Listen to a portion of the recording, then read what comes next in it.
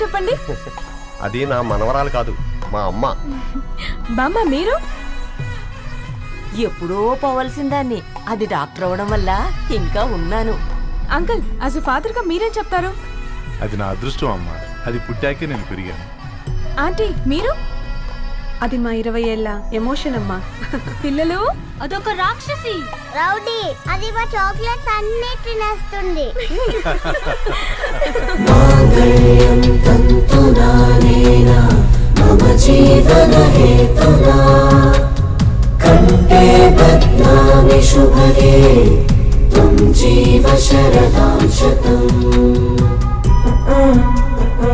I will be with you for the rest of my life.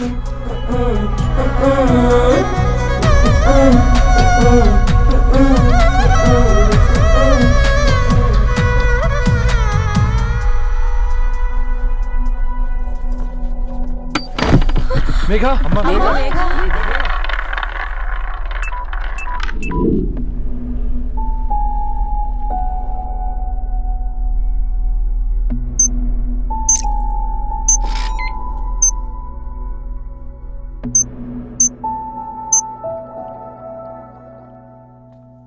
ఏంట్రా అందరూ ఇలా డీలా పడిపోయారు? ఎంగేజ్మెంట్ హడావిడిలో 2 రోజుల నుంచి ఏం తినలేదు కదా, దాంతో కళ్ళు తిరిగి పడిపోయినట్టుంది. లేదు, తను కళ్ళు తిరిగి పడిపోలేదురా. ఏంట్రా ఏమంటున్నావు? అవునరా, తను ఎక్కువ కాలం మనతో ఉండలేదు. ఏంట్రా ఇది? It's a rare genetical disorder. మెడికల్గా దీన్ని స్పింగోహిపోడోసిస్ అంటారు. త్వరలోనే పెళ్లి కూడా పెట్టుకున్నాం, ఇంతలోనే ఇలా ఎలా?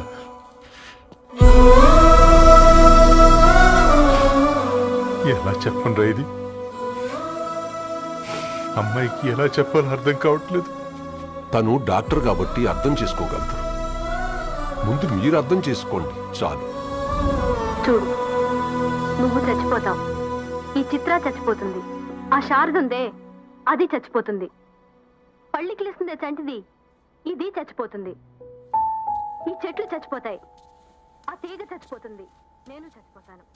కాకపోతే నేను 2 రోజులు ముందుగా చచ్చిపోతాను. మా ఏంటి ఇంకా దీపం పెట్టలేదా? ఏంట్రా ఆయనకి దీపం పెట్టేది? ప్రాణం ఉన్న పువ్వులకేమో 3 రోజులు, ప్రాణం లేని రాళ్లకి 1000 ఏళ్ళు ఆయుషిస్తాడు. ఆయనకెందుకు దీపం? అన్నీ కరెక్ట్గా జరుగుంటే ఈరోజు నీ పెళ్లి జరగాల్సింది. దేవుడు ఆల్రెడీ నాకు ఇన్విటేషన్ కార్డ్ రెడీ చేశాడు బాబాయ్. బట్ మనమే ఫూలిష్గా ఈ వెడ్డింగ్ ఇన్విటేషన్ రెడీ చేసుకున్నాం. అయినా చాలా మందితో కంపేర్ చేసుకుంటే నేను చాలా లక్కీ పాప. ఎంతో మంది ఆడపిల్లలు కడుపులోనే చనిపోతున్నారు. కొంతమందిని పుట్టిన తర్వాత చంపేస్తున్నారు. ఇంకొంతమంది ఎందుకు చనిపోతున్నారో కారణం తెలియకుండానే పోతున్నారు. అలా చూస్తే 22 years నేను బ్రతికాను. ఒక ఆడపిల్లగా ఇదంతా బోనస్సే కదా పాప. చైల్డ్హుడ్ నుంచి నాకు ప్రతిదీ ద బెస్ట్ ఇచ్చారు. Best school, best college, best clothes, best family. ఇప్పుడు నా చావు కూడా బెస్ట్ ఉండాలంటే మీరందరూ నవ్వుతూ ఉండాలి.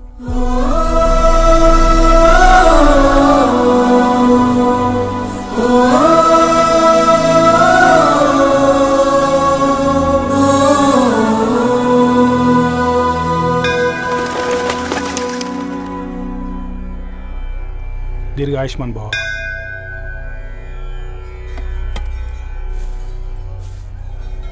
बेटी भगवान से क्या मांगा?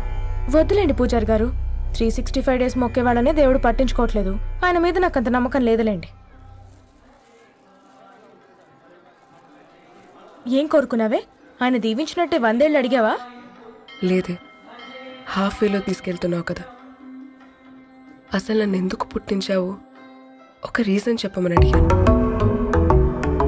నా బ్రతుక్కి అర్థం చెప్పమని అడిగాను. అవునే, ఓ మనిషి పుట్టాక కనీసం ఒక మొక్కనైనా నాటాలంటారు.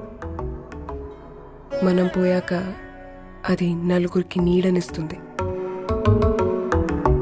అట్లీస్ట్ నేను ఆ పని కూడా చేయలేదు. ఈ బర్త్కి పర్పస్ ఏంటో తెలియట్లేదనేదే నా బాధ. ఏంటే ఓ పర్పస్ అని చెప్తున్నా? 1 వీక్ బ్యాక్ మా బాబాయ్ వాళ్ళ ఇంట్లో ఏం జరిగిందో తెలుసుగా? వాళ్ళ బాబు పుట్టగానే చనిపోయాడు. పాపం వాళ్ళు ఇంకా కూర్చొని ఏడుస్తూనే ఉన్నారు. మరి ఆ బాబు లైఫ్కి పర్పస్ ఏంటే? ఆ బిడ్డ పుట్టక ముందు వాళ్ళు ఎలా ఉండేవాళ్ళు? విడిపోదాం అనుకున్నారు. ఇప్పుడు కలిసి ఉన్నారు కదా.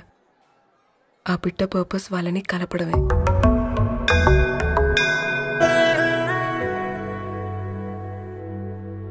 అలాగే నా లైఫ్కి కూడా ఒక పర్పస్ ఉంటుంది. बेटी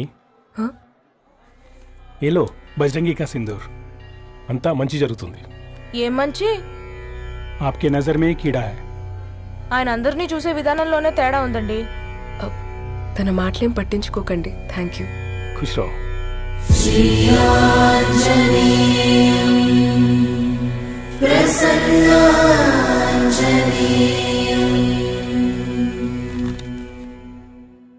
ధారణి, నేను చదివిన మొట్టమొదటి కవిత ఈ 3 అక్షరాలు. ఏంటి ఇది? ఏదో డైరీలో పేపర్లా ఉంది.